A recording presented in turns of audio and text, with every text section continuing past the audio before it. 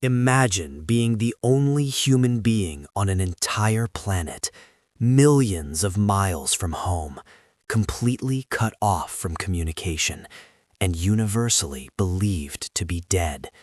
That is the terrifying reality facing astronaut Mark Watney on Sol 6 of the Ares 3 mission to Mars. The story kicks off with a massive, catastrophic dust storm that forces the Ares 3 crew to abort their mission just days after landing. As they make a blind, desperate sprint to their ascent vehicle, Watney is struck by a flying piece of communications antenna. His biomonitor is destroyed, and his crewmates, led by Commander Melissa Lewis, watch him get swept away in the tempest. With launch parameters ticking down and believing Watney to be dead, Lewis makes the agonizing decision to launch, saving the rest of her crew. But Watney isn't dead. The antenna that impaled him also miraculously sealed his spacesuit. He wakes up hours later, half buried in red sand, to the blaring sound of his suit's low oxygen alarm. He drags himself back to the hab, the artificial habitat designed to keep the crew alive, stitches up his own wound, and assesses his grim situation. In his first log entry, Watney sums it up perfectly. "I'm pretty much effed." He has no way to contact Earth, and even if he could, the next mission, Ares 4, isn't arriving for another 4 years. The hab was only designed to last 31 days, and his food supply will only last a year. But Mark Watney has two massive advantages. He is the mission's mechanical engineer, and he is a botanist. He decides he's not going to die on Mars. He is going to science the shit out of this. Watney calculates that to survive until Ares 4 arrives, he needs to grow 3 years' worth of food inside the hab. He decides to cultivate potatoes using a handful of whole potatoes NASA sent up for a Thanksgiving meal. But Martian soil is sterile. To make it viable, he has to mix it with the small amount of Earth soil he brought, plus his own waste and the freeze-dried waste of his departed crewmates to introduce the necessary bacteria. It's disgusting, but it works. However, plants need water, and he doesn't have nearly enough. Here is where Watney's engineering brilliance and sheer insanity comes into play. He realizes he can make water by burning leftover hydrazine rocket fuel from the descent vehicle. It is an incredibly dangerous chemical process that involves extracting hydrogen and igniting it inside the enclosed hab. After a few near-fatal explosions that literally blow him across the room, Watney perfects the process. Against all odds, he creates a sprawling, humid potato farm right in the middle of the Martian desert. He has officially colonized Mars. Meanwhile, back on Earth, NASA is in mourning. But a low-level satellite engineer named Mindy Park notices something impossible on the satellite imagery. The solar panels have been cleaned and the rovers have moved. NASA realizes Watney is alive. The world erupts in a frenzy of hope and media coverage.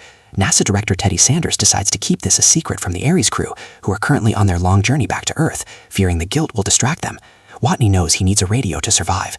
He realizes that the 1997 Carl Sagan Memorial Station, better known as the Pathfinder probe, is sitting completely dead just a few hundred kilometers away. He modifies one of his rovers, packs it full of supplies, and takes an agonizing multi-day road trip across the barren landscape to dig it up. He drags the antique probe back to the hab, replaces its dead battery, and powers it up. Back at the Jet Propulsion Laboratory, JPL, engineers suddenly receive a ping from a probe that has been dead for decades. Because the probe's camera is the only moving part, Watney communicates by setting up signs in a circle around the camera using the hexadecimal ASCII alphabet. It's a painfully slow process, but he finally hears from humanity. Eventually, the NASA software geeks sent him a hack that allows Pathfinder to interface with his rover's computer. Now Watney can send text messages. He is thrilled, until he finds out his crew doesn't know he's alive. He angrily demands NASA tell them, and the Ares crew is finally informed, leading to a wave of shock, relief, and immense guilt for Commander Lewis. Just as things seem to be stabilizing, Mars strikes back. The canvas of one of the hab's airlocks has been fatigued from Watney's constant use. One ordinary morning, as the airlock depressurizes, the canvas rips. The hab explosively decompresses, launching the airlock with Watney inside it 50 meters through the air. Watney barely survives by patching his cracked helmet visor with his own spacesuit arm and some resin. He makes it back to safety, but the damage is catastrophic. The sudden depressurization and sub-freezing temperatures instantly killed his entire potato crop and all the soil bacteria. His farming days are over. His food clock has severely shrunk. He will now starve to death by Sol 600. NASA flies into a panic. They have to send a supply probe before he starves, cutting his 6-month build time to just weeks. They built a probe named Eris, bypassing standard safety inspections to meet the launch window. But the rushed process proves fatal. During the launch, extreme vibrations cause the protein-rich food cubes to liquefy and shift, throwing the rocket off balance. The rocket tears itself apart in the atmosphere. The whole world watches as Watney's lifeline burns up in the sky. Hope seems entirely lost until the China National Space Administration, CNSA, steps in. They secretly offer NASA their Tianzhen booster, a massive rocket that can reach Mars. NASA prepares to send another crash lander with food. However, an eccentric NASA astrodynamicist named Rich Purnell comes up with a wildly different idea. He calculates a continuous thrust slingshot maneuver that uses Earth's gravity to fling the Ares spacecraft back to Mars. NASA Director Teddy Sanders rejects the Rich Purnell maneuver. It's too risky. A supply probe only risks Watney's life, but sending Ares back risks all 6 astronauts aboard. But Flight Director Mitch Henderson refuses to let Watney die. He secretly smuggles the math to the Ares crew in a disguised file. Commander Lewis refused the maneuver with her crew. Knowing it will add over 500 days to their mission and risk court-martial or death, they take a unanimous vote. They mutiny. They disable NASA's remote override, execute the course correction, and force NASA to launch the Tianzhen booster to resupply them as they fly past Earth. The Ares is heading back to Mars. Now the final stage of the plan relies entirely on Watney. Because Ares is doing a high-speed flyby and not entering orbit, Watney has to reach the Ares 4 MAV, which is pre-positioned at the Scarborough crater. That is 3,200 kilometers away, over incredibly brutal crater-pocked terrain. Watney spends months preparing. He essentially turns a rover and a trailer into a Martian RV. He packs in his water, his remaining potatoes, the HAB's atmospheric regulator, the oxygenator, and a dangerously radioactive RTG plutonium core to provide heat. He sets off on the longest overland journey in human history. The trip is grueling. Along the way, NASA satellites spot a massive low-visibility dust storm forming right in Watney's path. Because Pathfinder was accidentally fried by a drill short circuit earlier, NASA cannot warn him. Watney realizes he is in the storm only when his solar panels begin to lose efficiency.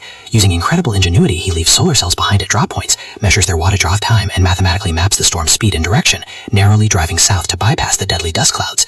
Just when he thinks he is in the clear, he reaches the edge of the Scarborough crater. During the descent, the rover hits a pocket of soft dust and rolls violently over. Watney survives the crash, but his equipment is scattered and the trailer is upside down. Using nothing but cables, a drill bit, and the physics of leverage, he painstakingly flips both vehicles back onto their wheels, patches them up, and finally arrives at the Ares 4 MAV. But the hardest part is yet to come. The MAV is designed to reach low Mars orbit, not to match the incredibly high speed of the Ares flyby. To make the intercept, the MAV needs to lose thousands of kilograms of weight. NASA sends Watney a terrifying to-do list. He must gut the multi-billion-dollar ship. He removes the seats, the backup communications, the life support systems, and finally the entire front nose cone and windows of the spacecraft.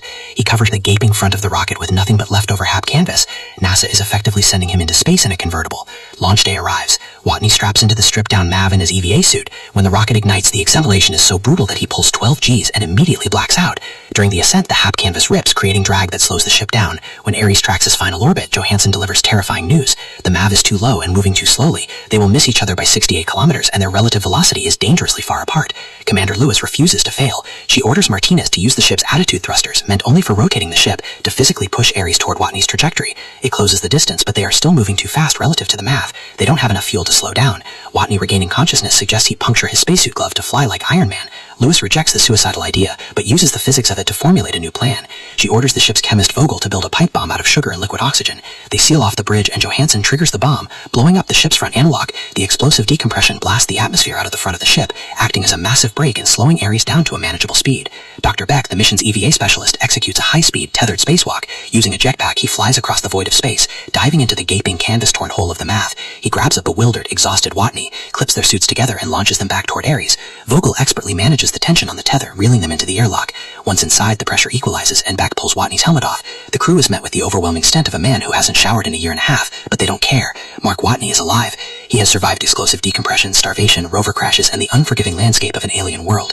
As he sits in the medical bay with broken ribs, listening to the joyful voices of his crewmates, he reflects on the billions of people and the astronomical costs spent just to save one dorky botanist. He realizes it wasn't just about him, it was about the fundamental, deeply ingrained human instinct to help one another. Against the impossible odds of an entire planet trying to kill him, humanity won.